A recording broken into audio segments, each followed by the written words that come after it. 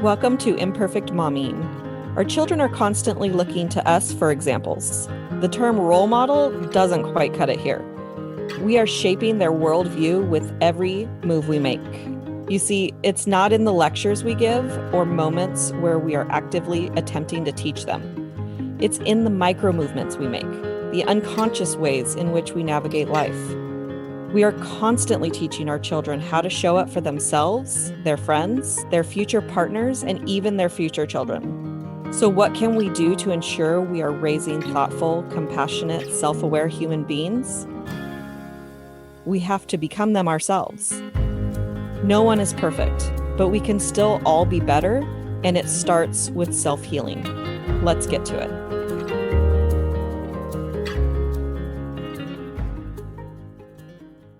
Welcome back to Imperfect Momming, and we have a very special guest today, Jessica Speer, who's been on our podcast before, so welcome back.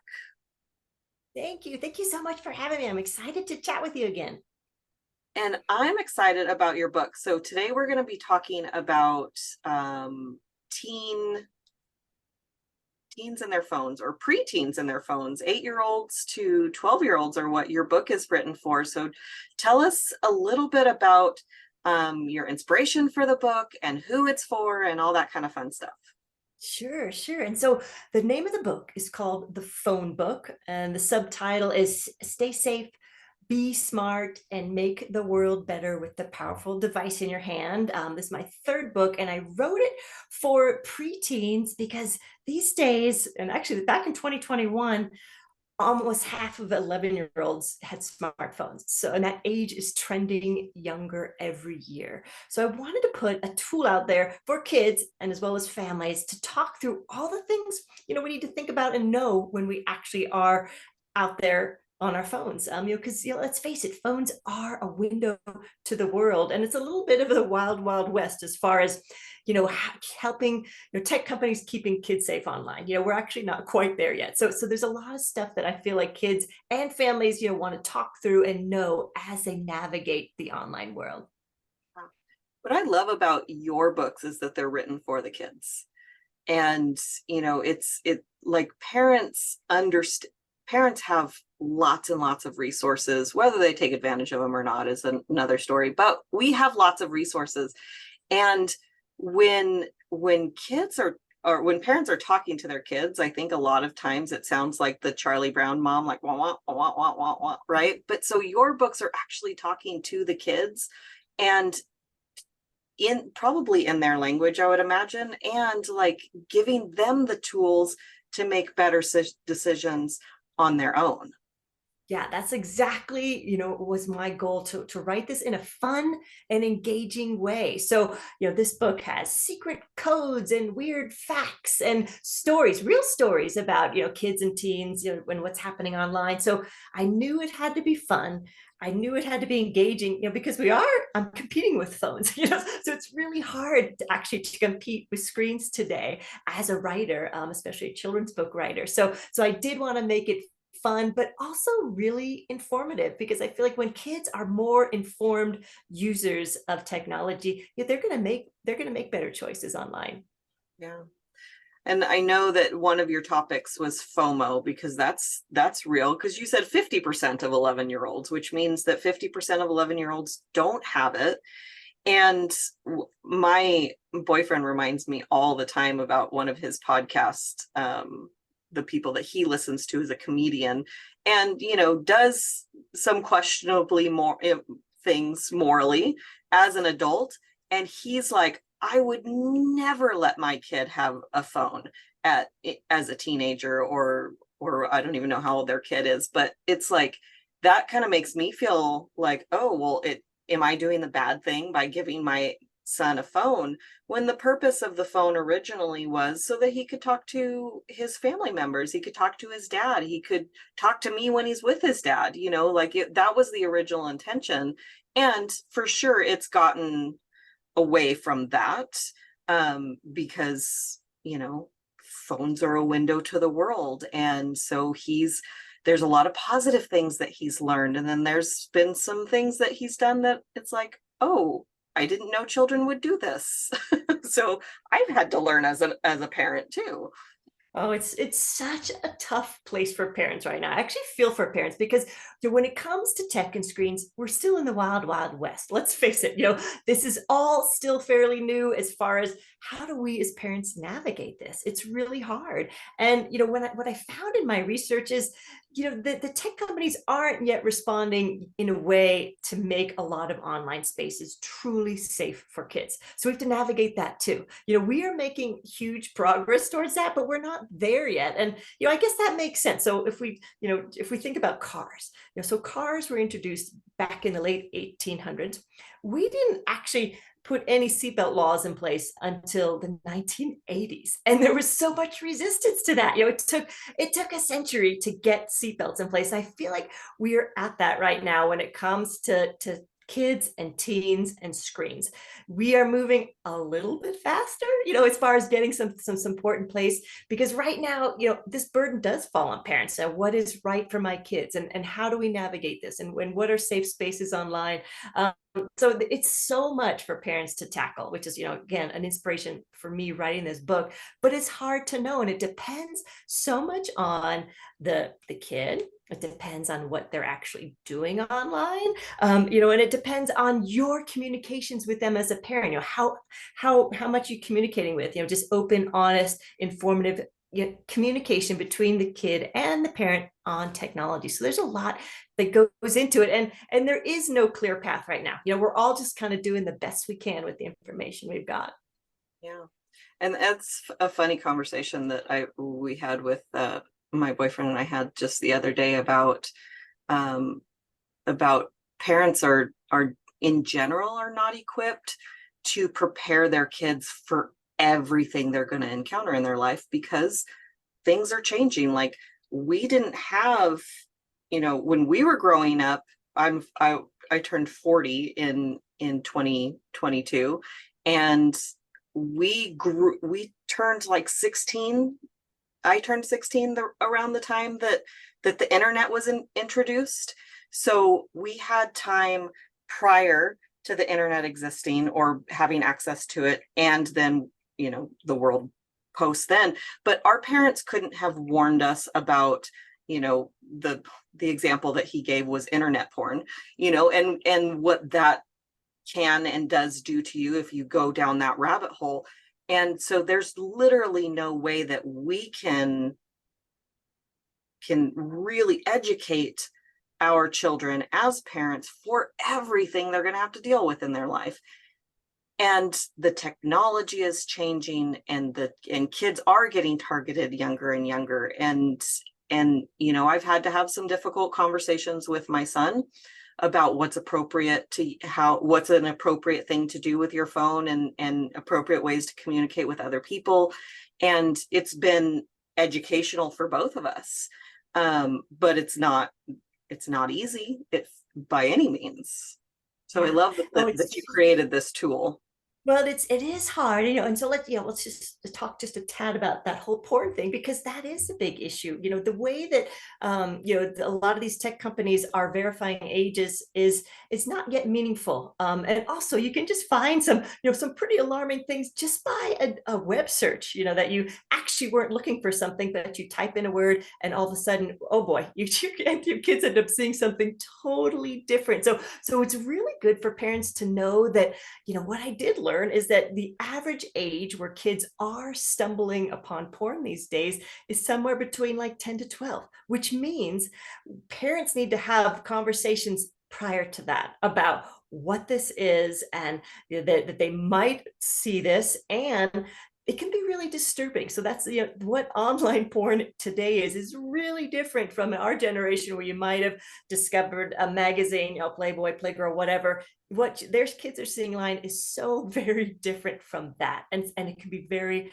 alarming and harmful, at an early age. So really trying to have the conversations early, and if there is a way, in your home network to protect against that, the later that we delay the discovery of that, the better. So thinking through, what can we do to maybe make sure some lockdowns at our home network that maybe our kid is not discovering this early, but knowing it's very possible for that to happen, and open the door to those conversations so that when they do stumble upon something like that, they're coming to you about that, because it can be really disturbing to young kids when they uncover some of this inappropriate content really early. Yeah. And having a phone isn't all bad. Like it's a window to the world, but it's a window to creativity too for my son. I watched him, he's creating videos, he's editing, he's learning to edit stuff. I'm like, well, I can hire you for when you're wanting some money, like I can totally hire you for my business, because I use that kind of tech to promote my podcast and to promote my coaching business, and like, so there's future job opportunities in general with the tech, because obviously the tech isn't going away.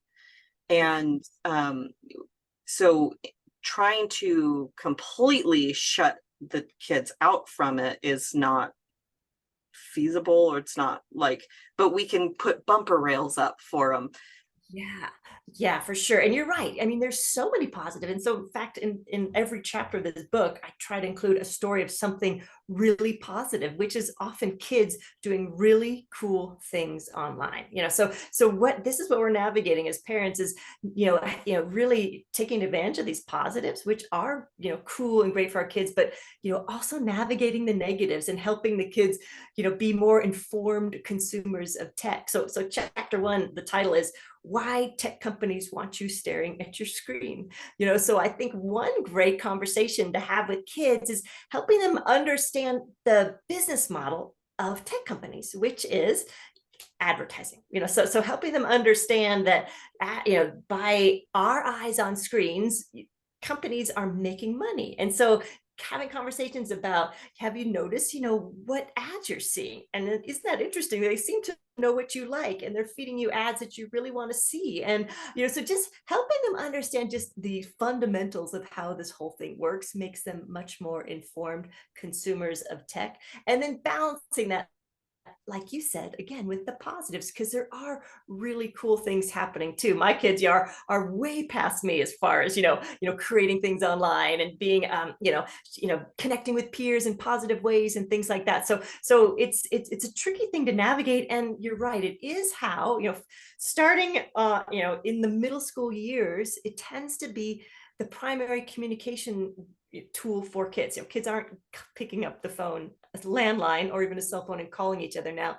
They're texting each other, or they're sending DMs, or they're in some sort of group chat. So it is how kids are connecting with each other these days. So that's a tough one for parents to navigate if they are, trying to delay this as much as possible. Just recognizing, is there a way for your child to still stay connected to their peers? If all of their peers are already online and connecting in this way, how can you make sure they stay engaged with their peers? Because as kids grow into the teen years, that connection with peers becomes even more important.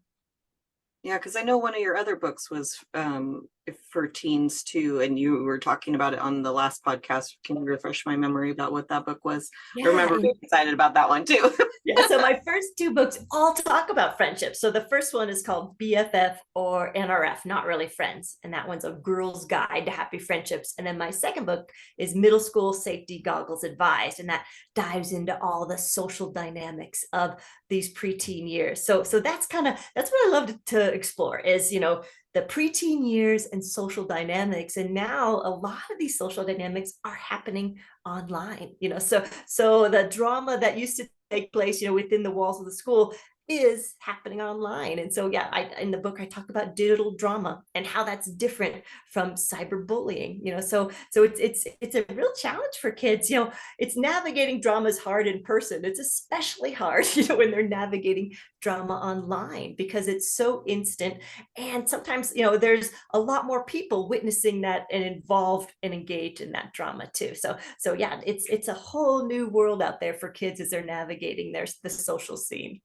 And not just and then not to mention like keyboard courage and what that does to adults, let alone to children forming.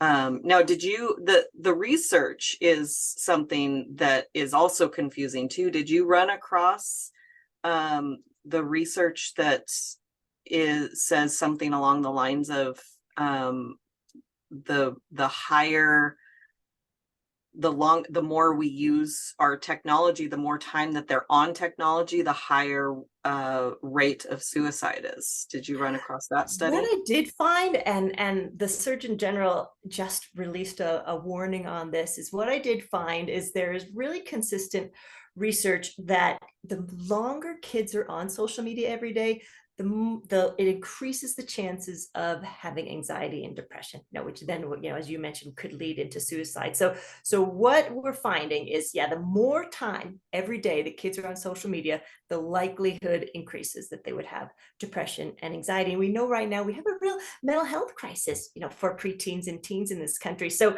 just recently, the U.S. Surgeon General put out a warning that, we can't say at this stage that social media is a safe space, for kids and teens. So part of that actually gave parents a really great tool to talk to their parents about. If you Google that, U.S. Surgeon General warning on social media, there's a one-page executive summary that is a great thing to talk to your kids about, whether they're on social media or not. Say, hey, this is what we're finding. What do you feel about that? How does this impact you? So it talks about, the impacts on kids. It talks about what tech companies can do. It talks about what families can do. So it kind of dives into this from all angles. But yeah, so this gets back to where we started, where we are not quite yet where these are really safe spaces, but there's a lot of things going on. I listened to many Senate hearings for online safety for kids, and there's a lot of organizations out there that are working on this, but we haven't put the seatbelts quite in place yet. There is a lot of inappropriate content that kids are seeing. There's harmful content. The way that algorithms work can sometimes put kids in a real rabbit hole of content that might be something like, diet culture and disordered eating. We are seeing not most, but the majority of the harm is falling on girls, for appearance and things like that. So there are some things that I think it's really important to keep talking to your kids about, because then if they find themselves falling into this, they might notice, hey, oh my gosh, I think this is happening to me. I think I'm noticing I'm feeling more anxious, and I'm feeling, more discouraged by my body and things like that. So the conversation needs to be ongoing pretty much throughout childhood now. As early as you can, start just talking about, again, the positives and the negatives and your personal experience on screens too. I think we as parents can share some of the things that we've struggled with on screens and what we're learning and what we're feeling. And then that opens the door to, our kids sharing their experiences too. Yeah, that's as you were talking, I was remembering being a camp counselor for junior high, because my son's going into junior high, or is in junior high now with his school, and because they go 6th, 7th, and 8th. And what I like is that they kind of keep the 6th graders a little bit more, separated from the 7th graders and 8th graders, which is nice. But at junior high camp, I was obviously counseling the girls because I'm a girl. And I know beforehand I was a little bit anxious about, the body issues that girls start having at that age group, and the struggles that I'm having with my body that I've talked about on the podcast as well. Like, and I'm on a meal program that it's like, well, so if I take this meal program with me, now they are watching me struggling with my weight. So if it wasn't an issue before, maybe it's planting a seed to become an issue, or it's already an issue and it's really highlighting it. And so I really struggled with, how do I navigate that? Because I don't want to negatively impact someone, and I don't want, and you know what I mean? Yeah. Yeah. Yeah, it's a tough one. Because kids are so influenced by what they see. So, this is where in the book, I really empower kids to try to take control of their feed. So, we can choose who we follow, and we can choose, to change what we're seeing. But that takes some awareness. It takes, some emotional intelligence and awareness to realize, wow, whenever I get off my phone, I'm kind of feeling bummed out. I'm feeling bummed out about my body. I'm feeling bummed out about not being, with all my friends. So, these, again, the conversations with realizing that, we sometimes need to take charge of that and maybe follow different people online, the ones that are leaving us inspired and they're making positive changes in the world. And so, yeah, there's a lot of power that we do have to control what we are seeing online, and knowing when we need to switch our feed and maybe get out of a rabbit hole and start seeing things that are making us feel good about ourselves or making us feel more inspired. And that there's a lot of that out there. That's, again, this balance between positive and negative. There are some really inspiring, cool things that are happening online that can really support kids in positive ways, and in positive ways with regards to their image of their body and their self-esteem too. Yeah. I love that. I love what you do in the world, and I'm very excited about reading the book and reading it with my son, because I know that we need some bumper rails with the phone, and it's, I don't want to just be the want in his ear. So I do appreciate that you have given me a tool that I know that I can use to help navigate the wild, wild west, because that's what it is out there It right is, now for it is. kids. Yeah, Yeah. it is. And I feel like I'm so hopeful. I feel like, that we are going to get this figured out. We are going to get this. There's so much happening right now as far as regulations, not even just in this country, but around the world. We're like, oh, wait a minute. We can do better here. We can make this a much better, safer space for our kids. So that is happening slowly, though, because that's how How it lawmaking happens. works. It's a slow, painful process, but there's a lot of people working on this. And so I get hopeful every time I hear some more news about, oh, this state is doing that, or Europe is doing that, or Asia is doing that. So, there's things happening, but we're in a place right now as parents where we are in the wild, wild west. So just, we keep doing the best we can, keep having really open, honest communications, with our kids. Try not to be judgmental, because as soon as we are, they're going to stop wanting to share with us. We want to encourage them to keep sharing us with what they're seeing and experiencing online, and let them know that this is new. We are kind of guinea pigs in this, and we're all learning as we go. Yeah. I thank you, because that, I know you're a mom and you have all the feelings that moms have, and all the struggles that we all have, and you're using your gift to help moms navigate that wild, wild west, because we don't always think of, like, hey, I'm doing the best that I can, and this is new territory. Like, a lot of people don't have the conversations that my boyfriend and I were having about parenting, and it came from talking about our parents, and like, how and their parents, and like what my grandma taught my mom, which taught, and then taught me, and what our responsibility is as parents, and then what our responsibility is as adults. And a lot, it was a really, really good conversation. I always say we need to record our conversations. Yeah. And Yeah. tech changes so fast. It's really hard for us to keep up as parents. Like, it's hard for us to keep up. And there's no way we're going to be able to co-browse everything that our kids are seeing online, or know. It's a really difficult situation for parents. So truly, we're doing the best we can. And like you said, it's not all negative. For some kids, it's really positive. It's where they do find some connection and support that they might not find at school or in their community. And for some kids, some tapping into some creativity and sharing some gifts that they didn't know they had. So I don't want to leave everyone thinking it's all negative, because it's a mix. It is a mix right now. And so, we just keep doing the best we can. Yeah. Awesome. Is there a piece of advice that you want to share with moms? Ooh, let's see. Well, maybe with regards to this, one thing that was really inspiring for me as I was, getting ready to write this book was, reading some books on this topic. So one book that I love was, it's for parents. It's Raising Kids in a Digital World by Diana Graeber. And then the other, this is a documentary film that I loved, and I actually watched it with my early teens, and I think it really opened their eyes. It's called The Social Dilemma. And so that's another film that, on some movie night, you can watch it together, and it prompts really great conversation about, some of the darker sides of technology. So so that, resources like that, things that open up conversations with our kids are great, especially if we can view them together. Yeah.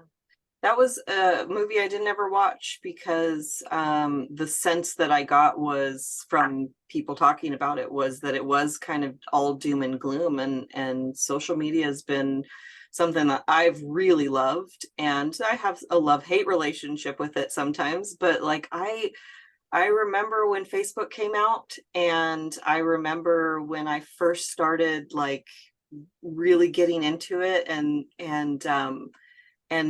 I look back at my memories now, and I was telling my friend, I was like, I love that we have these memories because I wouldn't have had this otherwise. Like I remember I sent her a screenshot of she wrote on my wall, and I was like, isn't it? She's like, what was I even talking about? I was like, I don't know, it was 14 years ago. Like Yeah. but it Yeah. was funny, and we've gotten to see how it's evolved, and and I don't love everything about how it's evolved, but I don't hate everything about it either, and it can be a good tool and resource to find a community to connect with, and it can be also isolating, so it's just how do you want to look at it, and so that's why I Exactly. didn't watch The Social Dilemma, but I like the idea of using it as a conversation starter Yeah. Yeah, exactly. before And he like jumps on everything, Facebook, before yeah, he jumps on social media.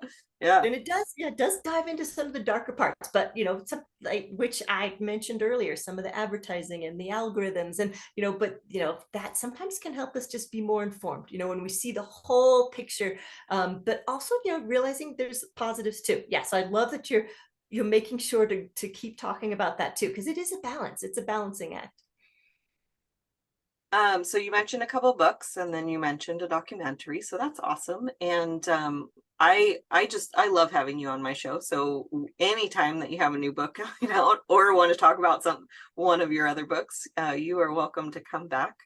Thank Um, you. Thank you. yeah. And thank you for what you do. Thank you for just having these conversations. I don't know what I would do as a parent without all these conversations, because it's so helpful, because we are trying to figure it out as we go. So thank you for what you do. It's so, so helpful.